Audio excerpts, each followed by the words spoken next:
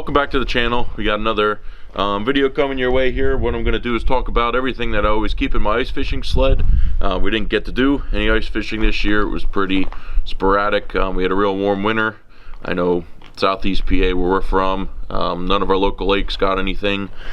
Up northern PA, there were some time frames where you could have got out on the ice, but you know, just didn't work out for us. We small game hunted a couple weekends, and you know, we heard there was some cloudy ice, not some real good reports, so we didn't want to waste a day trying it out if it wasn't gonna, you know, if we weren't sure about it, because we're big guys. Between me and Jake, you know, we get out on the ice, we got almost 600 pounds, so you know, we like a little bit more than 2.5 inches of white ice to get out on. But anyway,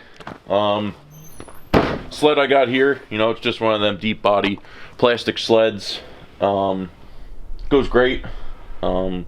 Slides good on the ice. A little bit of snow, you know, it's nice to pull through. And you know what I keep inside, we'll start off here with my auger. Just a hand auger I got for, you know, 50 bucks at Cabela's. It's an 8-inch, and as long as you keep the blades on the bottom nice and sharp, this will go through real nice.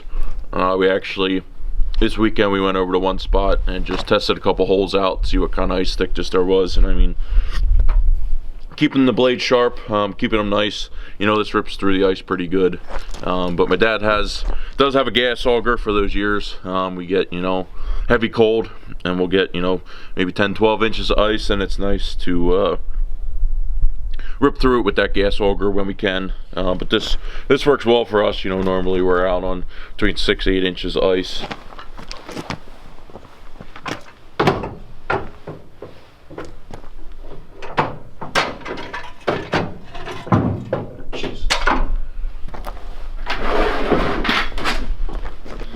And then looking at these guys here, this is something that you know, we decided we always wanted to wear and stuff like that, because you get out on there with no snow, you get this patches of snow going between that ice and snow. You know, you can really start to slide, but just putting this little bit of boot liners on, I forget what brand, or Yak Track or something like that, but you know, just having that little bit of metal wire around the bottom, dig into the ice, can make it real easy to get around, because I know before we had these, we spent a lot of time flopping and diving on the ice.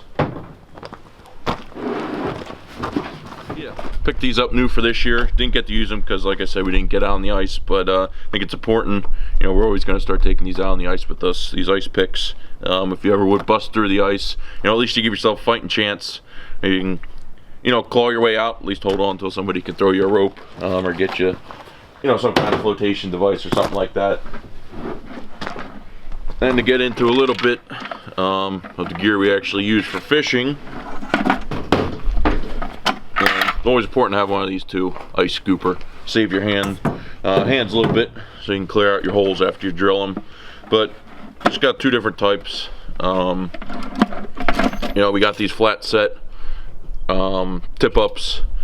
You know, you open them up, and you know, you can lower this down then, so they sit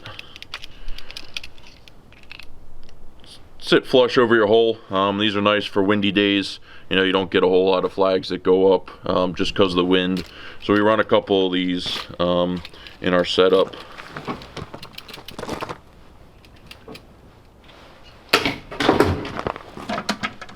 And then we do have a couple of the old style ones too. You know, the taller guys here. And get them opened up here. You know, they just sit like that and your flag comes up. And we'll, come on now. Flag sits up and just bends down here over the trigger. Then when a fish takes it, it'll spin that, and that'll twist and flip your flag up for you. We do see, you know, on real windy days, sometimes you get a couple false flags, but you know, it's not a big deal. And those are the two main type of tip ups that we run. And then as far as jigging rods go, usually always like to have two. And I really like this lightweight guy here. I call it the noodle rod. I mean, You can see it wants to flex right away, bend right down to the bottom, but I could pretty much feel anything with this. It's good for lightweight stuff. I'm just jigging a waxy, looking for some bluegills or something like that. And I caught, you know, bass on it too. Works fine for them. Just gotta take your time a little bit getting those in. And then I just have a little bit more stout of a jigging rod here. If I want to jig something bigger, you know, looking for crappies or bass, primarily, you know, something with a little bit more backbone.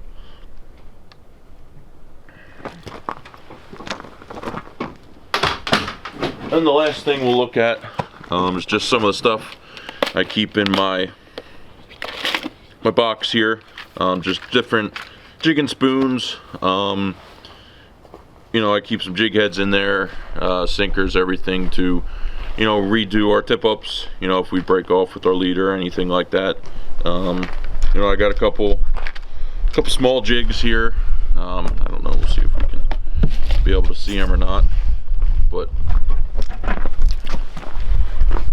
got a couple real small jigs here. Basically we use those, just tip them with a waxy. A lot of times they work good for bluegills.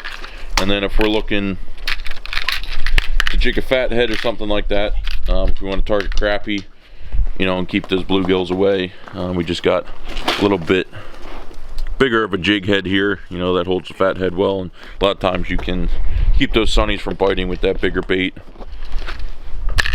And then, you know, we just got some different stuff in here.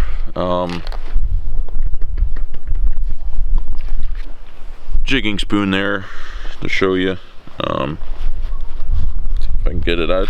It's cold today, my fingers aren't working real well, but you know, jigging spoon there, blue and pink, ton of different colors of those.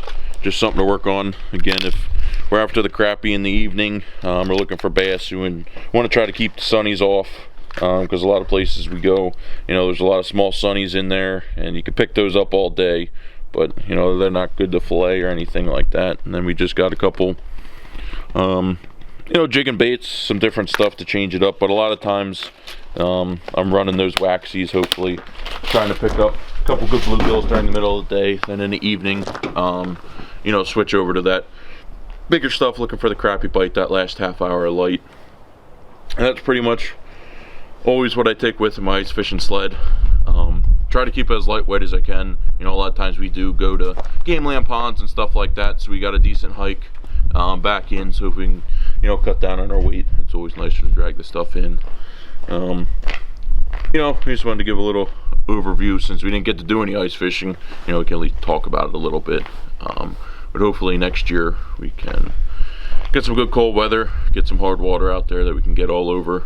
You know, if you like the video, subscribe to the channel, check out our Facebook, Instagram pages. Everything's American Backwoods Outdoors. If you want to comment below the video, you know, what you guys like to have in your ice fishing sled, you know, that's always fun to talk about and stuff like that. So check out for our next video. I think Jake's going to be putting some stuff together. Might do a little frost seeding, soil testing and stuff like that, so he'll get that together for you guys, and make sure you check it out. And I wanted to pick these up for a while now, and I got these in preparation for this season, you know, but didn't get to take them out because we didn't get to do any ice fishing. But I think it's important to have some of these ice picks. You know, if you ever will go through the ice, at least, you know, you got these around your neck, you can give yourself a fighting chance to hopefully, you know, claw your way up. If not,